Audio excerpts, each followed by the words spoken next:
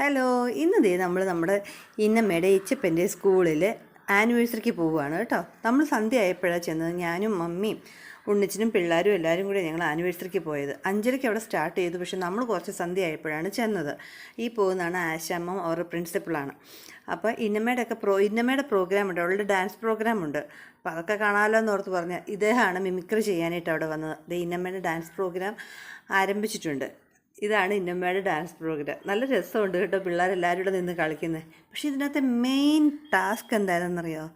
ഇന്നമ്മേനെ തപ്പിപ്പിടിക്കുക എന്നുള്ളതായിരുന്നു main task. കാരണം ഒന്നാമത്തെ കാര്യം, അവൾക്ക് ഹൈറ്റൊക്കെ ഉള്ളത് കൊണ്ട് ഏറ്റവും പുറകിലാണ് അവളെ നിർത്തിയിരിക്കുന്നത്.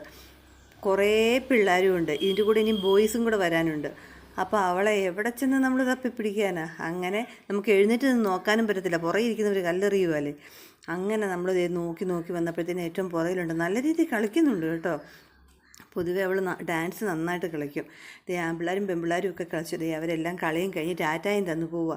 ഇതിൻ്റെ ഏറ്റവും ലാസ്റ്റ് ടാറ്റ തന്ന് തുള്ളി തുള്ളി പോകുന്ന സാധനമാണ് നമ്മുടെ ഇന്നമ്മ. പക്ഷേ ഈ ഡാൻസിൻ്റെ പരിണിത ഫലം എന്ന് പറയുന്നത് ഈ പോകുന്നതാണ്. കാരണം രാത്രിയായപ്പോൾ ഭയങ്കര കഫക്കെട്ടും ചുമയും. അപ്പം നമുക്ക് ഹോമിയോ ഡോക്ടറെ കാണണം.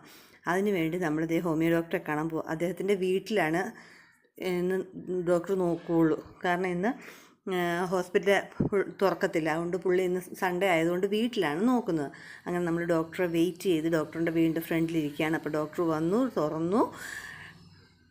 അത് ഇന്നമേ നോക്കിക്കൊണ്ടിരിക്കുകയാണ്. ഇന്നമേ നോക്കിയപ്പോൾ ഡോക്ടർ പറഞ്ഞു നല്ല കഫക്കെട്ടുണ്ട്, അവൾക്ക് നല്ല കഫക്കെട്ടുണ്ടെന്ന് പറഞ്ഞാൽ അതിന് മരുന്നും തന്നു. അങ്ങനെ നമ്മൾ തിരിച്ചു പോന്നപ്പോഴാണ് ഓർത്ത് നമുക്ക് ക്രിസ്മസ് ഡെക്കറേഷന് വേണ്ട കുറച്ച് സാധനങ്ങൾ വാങ്ങിക്കണം.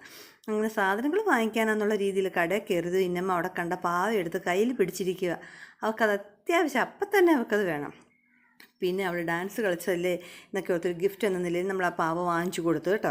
അങ്ങനെ നമ്മൾ ക്രിസ്മസ് ഡെക്കറേഷനുള്ള കുറച്ച് സാധനങ്ങൾ വാങ്ങിച്ചു. നമുക്ക് ഇന്ന് രാത്രി കരോളുകാർ വരും. നമ്മുടെ പള്ളിയിലെ യൂണിറ്റിൻ്റെ ഇതിൽ കരോളുകാർ വരും. അപ്പം നമുക്കൊന്ന് വലിയ ഡെക്കറേഷനൊന്നും ഇല്ലെങ്കിലും ട്രീയിലിടാനാണെങ്കിലും കുറച്ച് സാധനങ്ങൾ വാങ്ങിച്ചേക്കാന്ന് ഓർത്ത് നമ്മൾ അതും വാങ്ങിച്ച് നമ്മൾ വീട്ടിലോട്ട് പോന്നു.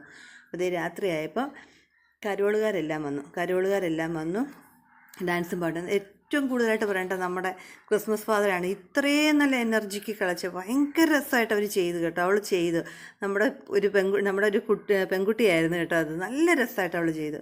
അപ്പോൾ ഇന്നത്തെ വീഡിയോ ഇത്രയേ ഉള്ളൂ. എല്ലാവരും സബ്സ്ക്രൈബ് ചെയ്ത്